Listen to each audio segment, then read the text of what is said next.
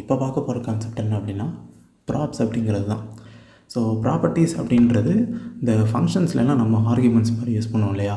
Function ஒன்று கால் பண்ணும்போது நம்ம ஆர்குமெண்ட் பாஸ் பண்ணுறதுக்காக பேரந்தசிஸ்குள்ளே வேல்யூஸ் கொடுப்போம் இல்லையா. ப்ராப்ஸும் அதே மாதிரி தான் ஒர்க் ஆகும். ஸோ நமக்கு டெமான்ஸ்ட்ரேட் பண்ணுறதுக்காக இந்த இடத்துல நான் 2 காம்பனண்ட் வச்சுருக்கேன். ஒரு ஹோம்னு சொல்லிட்டு ஒரு காம்பனண்ட் வச்சுருக்கேன், ஸ்டூடெண்ட்டுன்னு இன்னொரு காம்பனண்ட் க்ரியேட் பண்ணிப்போம். ஸ்டூடெண்ட் அப்படின்னு சொல்லிட்டு ஒரு காம்பனண்ட் நான் க்ரியேட் பண்ணியிருக்கேன். இதில் பிரிண்ட் பண்ணுறதுக்காக இதில் ரிட்டர்ன் போட்டுட்டோம் அப்படின்னா இதை நம்ம உள்ளார பிரிண்ட் பண்ணிக்கலாம் இல்லையா. இப்போ என்ன பண்ண போகிறோம் அப்படின்னா ஹோம்ன்ற இந்த காம்பனண்ட்லேருந்து ஸ்டூடெண்ட் காம்பனண்ட்டுக்கு நான் வந்து ப்ராப்பர்ட்டிஸை பாஸ் பண்ண போகிறேன். ஸோ ப்ராப்பர்ட்டிஸ் அப்படிங்கிறது நம்ம ஒரு காம்பனண்ட்லேருந்து இன்னொரு காம்பனண்ட்டுக்கு வேல்யூஸ் அனுப்புறதுக்கு தான் மெயினாக யூஸ் பண்ணுவோம்.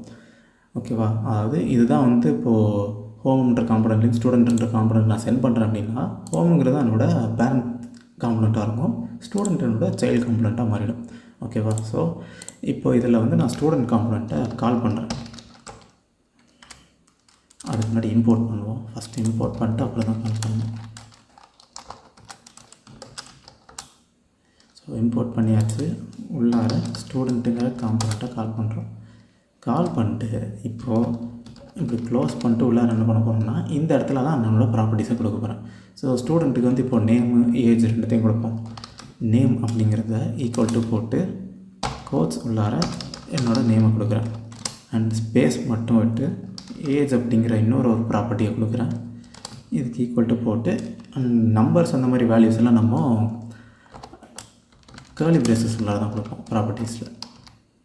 இதையும் கொடுக்குறேன். இப்போ நான் நேம் ஏஜ்னு சொல்லிட்டு 2 ப்ராப்பர்ட்டியை வந்து நான் ஸ்டூடெண்ட் காம்பனண்ட்டுக்கு பாஸ் பண்ணியிருக்கேன். இப்போது இந்த ஸ்டூடெண்ட் காம்பனண்ட் வந்து இந்த 2 ப்ராப்பர்ட்டியுமே யூஸ் பண்ணோம் அப்படின்னா அதோடய பேரந்தசிஸில் நான் அதை வாங்கியிருக்கணும். ஸோ சும்மா ஏதோ ஒரு நேம் போட்டு நம்ம வாங்கிக்கலாம், ப்ராப்ஸ் அப்படின்னு சொல்லிட்டு வாங்கிக்கலாம்.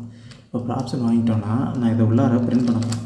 பேஜில் நான் பிரிண்ட் பண்ணணும். அதுக்கு H1ல் நேம் அப்படிங்கிறத நான் இங்கே டைப் பண்ணுறேன். நேமுங்கிறத இந்த டைப் பண்ணி வாங்கின இந்த ப்ராப்ஸ் மூலிமா நான் அதை இங்கே பிரிண்ட் பண்ண போகிறேன். ஸோ அப்போது அதுக்கும் வந்து கர்லி பிரேசஸ் யூஸ் பண்ணேன், ப்ராப்ஸ் யூஸ் பண்ணேன். ப்ராப்ஸு டாட்டு அங்கே ப்ராப்பர்ட்டி நேம் என்ன கொடுத்தோம், நேம். அண்ட் தென் அடுத்ததில் ஏஜை பிரிண்ட் பண்ணுறதுக்கு ஏஜ்னு போட்டு மறுபடியும் ப்ராப்ஸ் கால் பண்ணுறேன். ஏஜ். இப்போது என்னோடய இந்த ஹோம் காம்பவுண்ட் நான் ரன் பண்ணி பார்த்தேன் அப்படின்னா எனக்கு இது 2மே பிரிண்ட் ஆகிருக்கும். வந்துருச்சா, நேமு ஏஜ் 2மே பிரிண்ட் ஆகிடுச்சு. ஸோ இப்படி தான் ஒரு காம்பனண்ட்லேருந்து இன்னொரு காம்பனண்ட்டுக்கு நம்ம ப்ராப்பர்ட்டிஸை பாஸ் பண்ணுவோம். ஒரு ஃபங்க்ஷன் எப்படி ஒர்க் ஆகுதோ அதே மாதிரி தான் இதுலேயுமே. இதில் வந்து வெறும் டெக்ஸ்ட்டு நம்பர்ஸ்ன்னு இல்லாமல் நம்ம லிஸ்ட்டாகவும் கொடுத்துக்கலாம், ஆப்ஜெக்ட்டு எப்படி வேணாலும் நம்ம கொடுத்துக்கலாம். ஜாவாஸ்கிரிப்டில் உள்ளது எல்லாமே ப்ராப்பர்ட்டிஸாக. ஸோ இந்த வீடியோவில் நம்ம இப்போ பார்க்க போகிறது ஸ்டாட்டிக் கண்டென்ட் ரெண்டரிங்னா என்ன அப்படிங்கிறது தான்.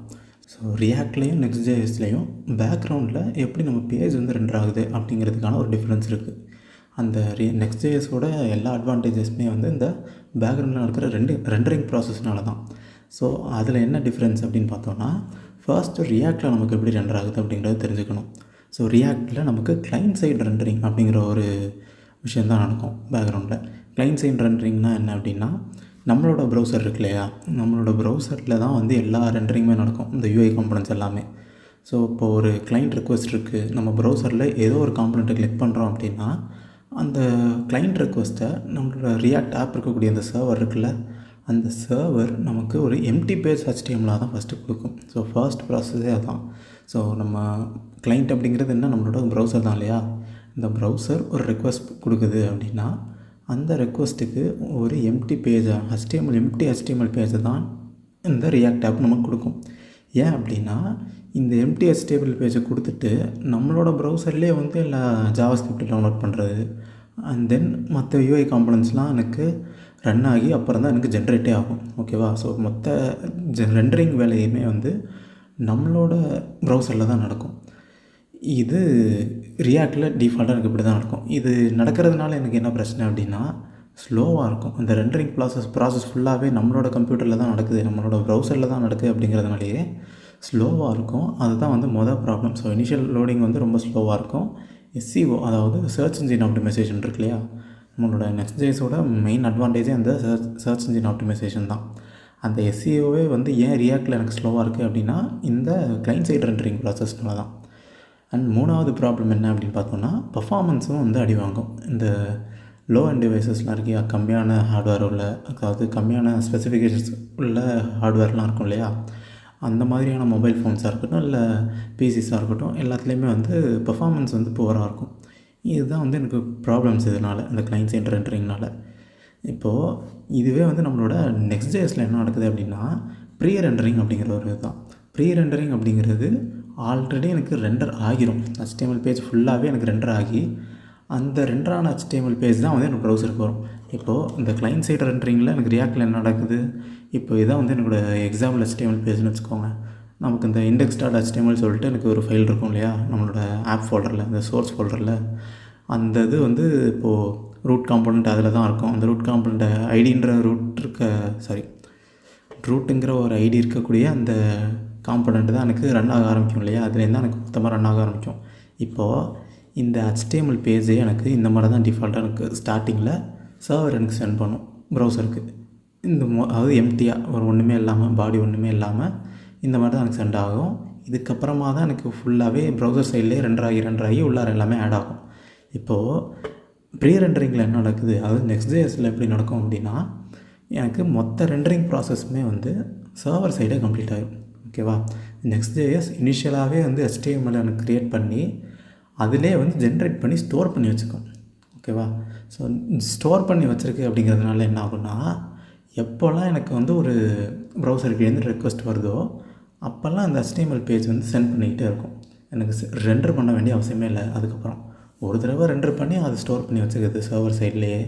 ஸோ கிளைண்ட் எப்போல்லாம் வந்து ஒரு HTML ரெக்வஸ்ட் நடக்குதோ, அந்த HTML பேஜில் ஏதோ ஒரு ரெக்வஸ்ட் நடக்குதோ அந்த ரெக்வஸ்ட்டுக்கு ஏற்ற மாதிரியான HTML பேஜை அது சென்ட் பண்ணுமே தவிர அப்போதைக்கு உட்காந்து ரெண்டர் பண்ணாது.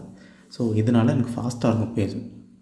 ஓகேவா, ஸோ டெவலப்பர் பேஜ் ரைட் பண்ணதுக்கப்புறம் நம்ம npm run build கொடுத்து பில்ட் பண்ணோம் அப்படின்னா பில்ட் ஆனதுக்கப்புறமே எனக்கு நெக்ஸ்ட்.js அதை ஜென்ரேட் பண்ணிடும். HTML பேஜை ஜென்ரேட் பண்ண HTML பேஜை ஸ்டோர் பண்ணி வச்சுக்கிட்டு எப்போல்லாம் யூசர் வந்து வெப்சைட்டில் ஒரு ரெக்வஸ்ட் கொடுக்குறாங்களோ அப்போல்லாம் எனக்கு HTML-ல டைரெக்டாக சென்ட் பண்ணிக்கிட்டே இருக்கும், அப்பப்போ உடனே. ஸோ இதனால் எனக்கு ஃபாஸ்ட்டாக இருக்கும். ஓகேவா, இதுதான் நெக்ஸ்ட்.js-க்கும் ரியாக்ட்டுக்கும் உள்ள மேஜர் டிஃப்ரென்சஸ்க்கான காரணமே இந்த ரெண்டரிங் தான். ஸோ கிளைண்ட் சைடு ரெண்டர் ஆகக்கூடிய அந்த ரியாக்ட் வந்து ஸ்லோவாக இருக்கும். நெக்ஸ்ட்.js-ல சர்வர் சைடே ரெண்டர் ஆகுது, ப்ரீ ரெண்டர் பண்ணி வச்சுருக்கனால தான் எனக்கு ஃபாஸ்ட்டாகவும் இருக்குது.